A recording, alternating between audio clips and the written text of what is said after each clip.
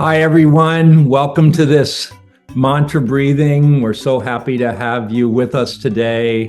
And the theme of the week and what we've been focused on is Bali. Our Bali quest is soon to be coming up in December. So we've been giving a lot of energy, attention to this. We have some people signed up, and we're looking that maybe there are a few more people who are sitting in this mantra breathing today who are meant to come with us. So think about it. And that's December 3rd to the 13th. So we're going to talk about Bali. And I even have some slides that I want to show you. Now, I sent out the little video we made. You should have had that in some WhatsApp message. It'd be nice to watch that, even if you're not coming to Bali. It's very inspiring. Bali is one of the most spiritually charged up spots on the planet, we feel. And it's not just, kind of our opinion. We've been there every year, not counting the pandemic, of course, since 2010. So every year in December, we go and take a group. And we got to know the people there. Where we stay is so beautiful in these villas outside of Ubud. And we've just literally fallen in love with Bali. So there's like India and Bali, and those are like our two main spiritual places of pilgrimage. And now we've added this Colorado ashram, Babaji's ashram in the United States. So those are our three quests. And we're hoping to reinstate Iceland back in to get some wet rebirthing going up there. And a friend of ours just went up there last week. And so we're looking into reinstating that. But okay, so now this is about Bali. And Sandra has a few things to say. Yeah, well, Bali changed my life completely. The first time I went there, I was completely blown away. I just couldn't believe a place like that existed. I mean, it's so beautiful, and the people are so holy. Everybody is so holy, and they have ceremonies so often, spiritual ceremonies where the whole family goes together. Now, every family relates to 7 different temples. They have one, of course, in their house, in their yard, in the district, in the town, in the district, and then they have the final big Divine Mother temple. But they use these temples, all of them. They would not ever let something just sit there as a relic. That's a real thing for them. And every morning the family gets together and they sit down and they make a puja, they make offerings, and they put them in a little basket. And then they take this little basket to work with them. And then, of course, every workplace has an altar, and you always see them honoring the altar all the time throughout the day at the workplace. So not only at home do they have everything holy, also at their workplace, everything is holy. And the people are so sweet and kind and holy, and there's no crime and there's no homeless people. So it kind of blows your mind to see something like that, that a place like that can really exist. And it's totally peaceful, and they tend to work out their traumas on stage in a drama dance. So they don't have any dramas at home. Maybe Marcus will talk about the dance. Yeah, well, I just want to show you some things, and let me just share a screen here. You're going to find this interesting. So this is one of the masks. Can you all see that? Yeah, this is one of the masks that they make in the Balinese dance, and it's a costume. So that's how they shake out their ego. And this is another character, and they have these characters in these dances, and the dances are like showing us kind of our inner demons, and they work out that whole drama on stage so people don't have to go through it in their relationships, right? Their relationships are totally peaceful and totally harmonious, and then they work out all their stuff on stage. And this is a mask maker. You can see his studio where he's carved all these different masks, right? He's a master carver. Yeah, so we bought a couple of masks from him. and he's really an artist. You know, his masks are very high quality. Yeah. Yeah, they have a lot of characters with a lot of teeth. And these are like the masks they use in the dance to kind of ward off evil spirits, you know. So, but they're so beautiful, these masks. This is the goddess. I think that's Saraswati. Yeah. And many of them are very happy. You know, these characters are very happy masks. Here's another goddess. And there are some of the other masks. Yeah. This is one of my favorite. I might bring this one home with me this year. Sandra thinks it's too much, but I keep the masks in my bathroom. So I have a Balinese mask collection in my bathroom. The men's bath. Yeah. Yeah, there's Ganesh. That's quite beautiful, Ganesh. Yeah. I like that blue guy with the big teeth. Yeah, and there's some more of his masks. And this is Bisaki Temple, you know, the Divine Mother Temple on Mount Agung, and there's 7 different levels. I think this is like level number 3 or 4. And there's the priest making offerings. And we recite our Divine Mother names at the right time when he's making his offerings. Yeah. And just wonderful wood carvers. The Balinese are incredible carvers. And this is also up at the Bisaki Temple. These are steps. You know, there's different tiers, different levels at the temple that you have to go up and in. Yeah. Yeah, and that gives you an idea of the height of the thing. Mm-hmm. That's about two tiers up, but it goes to 7 different levels. And at the top of the Bisaki, you'd think there'd be some elaborate structure, but it's just a grove of bamboo with nothing at level number 7. It's just space. Just space. So the higher you go, the more space you get in touch with. You know, and one of the things the Divine Mother honors is this our elemental reality: earth, air, fire, water, and space. And that's what a lot of the rituals are designed to honor. And when we do the fire ceremony, that's what we're honoring: earth, air, fire, water, and space. Those are the elements of the Divine Mother. And this is our driver, Agung. He is like a special person. He always brings the right offerings, and he's just a very enlightened soul. And we see him every year when we go, Agung. Yeah. And this is a little boy that came with us on the India Quest last year. His parents actually adopted him when he was a baby. One of their friends found him just sort of abandoned, right? And they took him to these friends of ours, this husband and wife, and said, "Oh, we found this baby. Can you take him in?" And they'd already raised 6 kids, right? They said, "No problem. Just give him to us."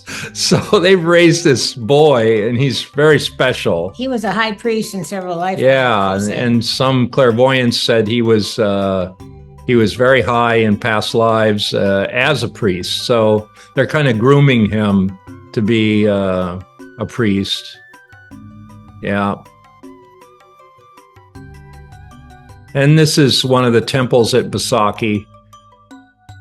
This the man on the right with the stick, and the lady on his right, between him and me, is his wife, and there's the boy, and then there's a couple of priest and priestess on the left side. Yeah, so this is at Bisaki.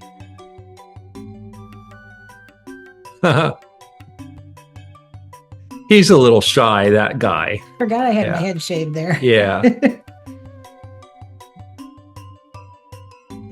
Yeah, And this is how they worship in Bali. They light incense, they make offerings, they say mantras. This is our driver and his wife. They came with us to the Basaki. That we made a special trip just with our close Balinese friends.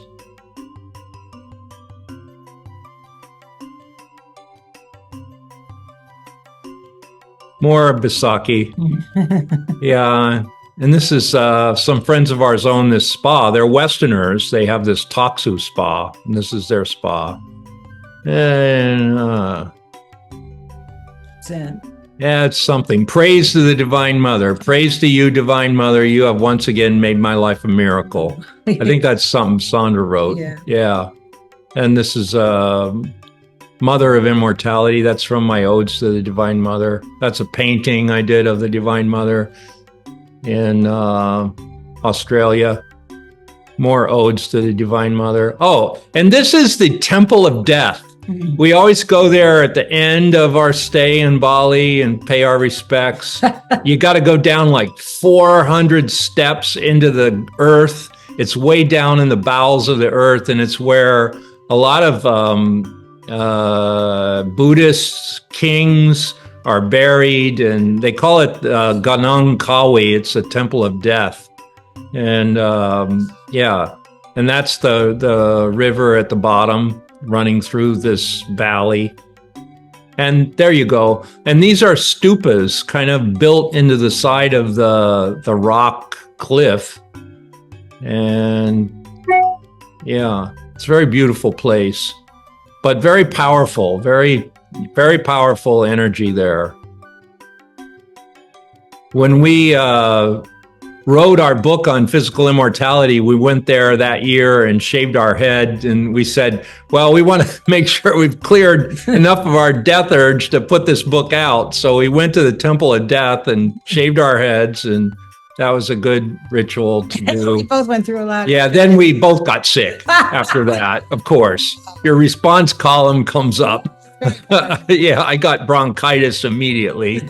Yeah, after this shaving of my head. So this was last year when we were sitting at, these are some of the, I presume the tombs where some of the monks are buried. Yeah.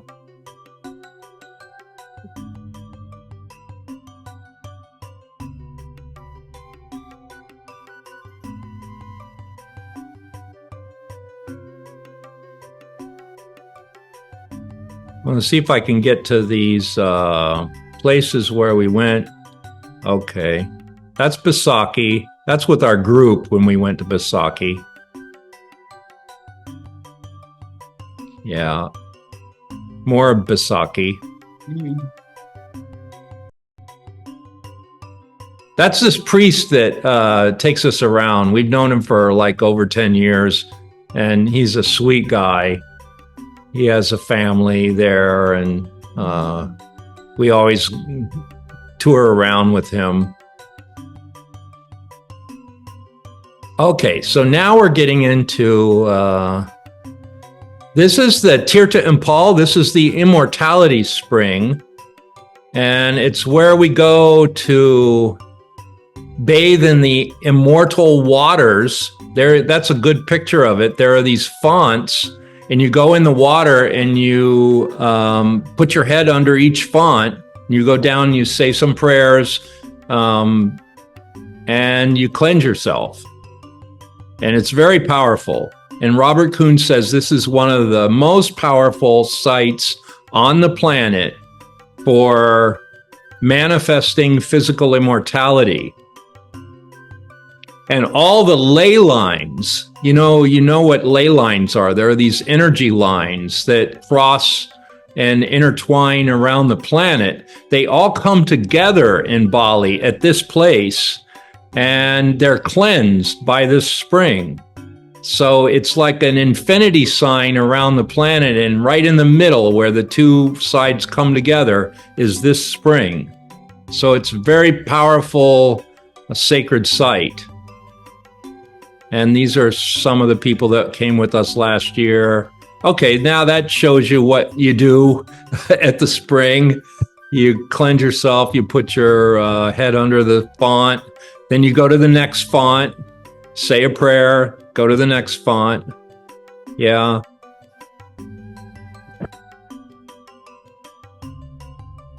Yeah, so this is Bali.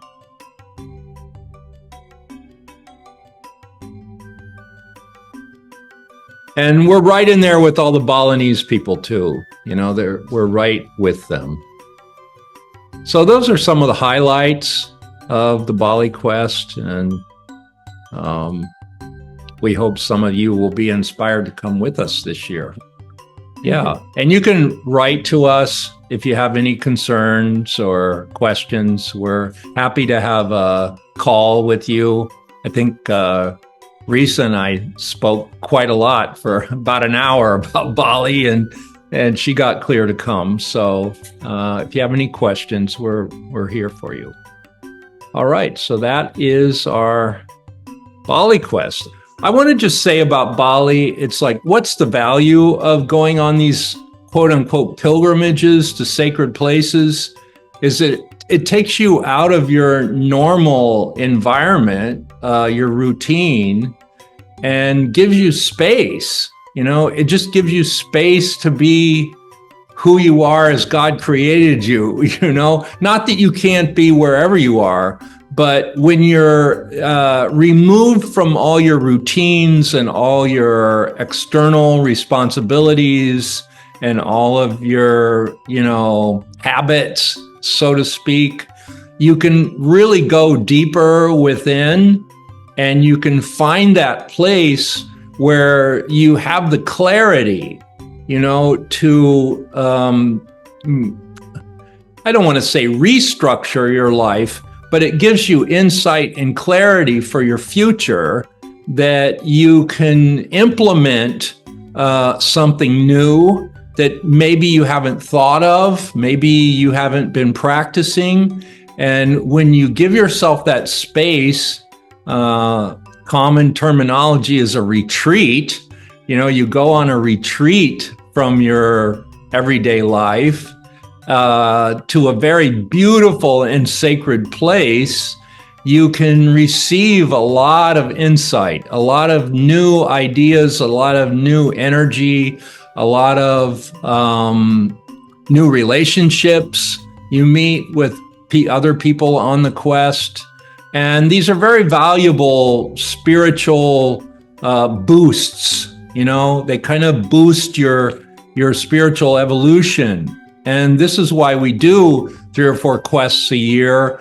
First of all, we do them for ourselves so that we can keep ascending and we can keep going up. But we also do it as service to others so that they can experience some of these, powerful energies, high energies themselves.